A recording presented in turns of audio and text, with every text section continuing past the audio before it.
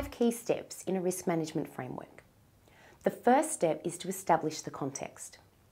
So what does establishing the context actually mean? Well, to do this, we need to consider both the external and the internal environment and factors that contribute to an organisation's risks.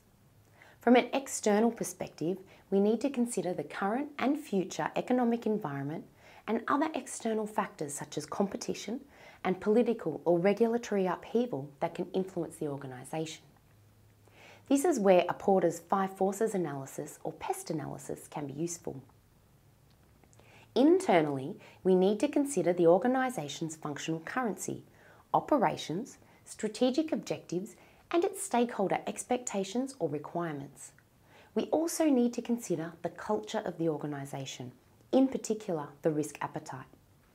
That is, we need to understand if the organisation is extremely risk averse or willing to take on highly risky decisions in order to maximise potential returns.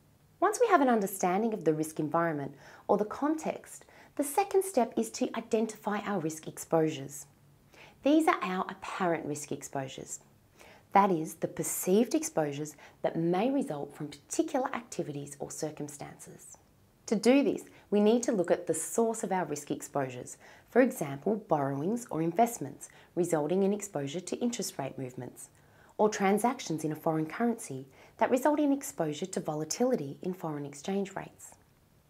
This is the point where we also consider timing exposures. That is, by looking at our cash inflows and outflows to see whether there is a liquidity risk exposure or perhaps a timing mismatch in receipts and payments of foreign currency or interest. When we identify our initial risk exposure sources, we also need to consider any offsets that may exist. For example, if we have variable rate borrowings of $100,000 and variable rate investments of $75,000, then the investment offsets the borrowing's risk exposure and we only need to consider the net interest rate risk exposure from $25,000 of the borrowings. In step 3, we then analyse these risks more closely by understanding the nature of the risks and determining the most likely actual exposures. We can do this simply or using complex statistical analysis, such as Monte Carlo simulation, to understand and quantify the most likely exposure. We also need to consider in more detail any offsetting factors, including contractual adjustments or embedded derivatives, such as an inflation adjustment clause. In step 4, we evaluate our risk exposures against the organisation's specified criteria, which will be based on its risk appetite and operating environment.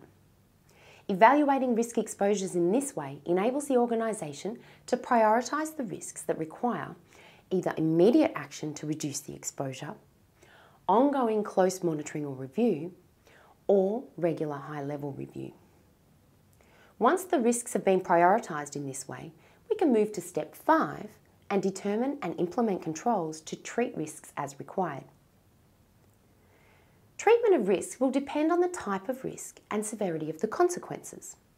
Some risks may be able to be transferred to a third party, such as through contractual arrangements. Other risk exposure may be mitigated by removing the source of the risk or by taking action to reduce the likelihood or consequence. Hedging of financial risks is one method of changing the consequence. And keep in mind that risk can be beneficial as it leads to the creation of organisational value. Where such risks are within the organisation's risk profile and objectives, the organisation is likely to want to retain the risk to benefit from potential gains. Finally, it is important to remember that while these 5 steps are typically sequential, they do not only occur once. 2 other actions required in a risk management framework that should not be forgotten are communication and consultation, and monitoring and review. So keep in mind that the framework is not a one-off step-by-step process, but actually more of a cyclical process.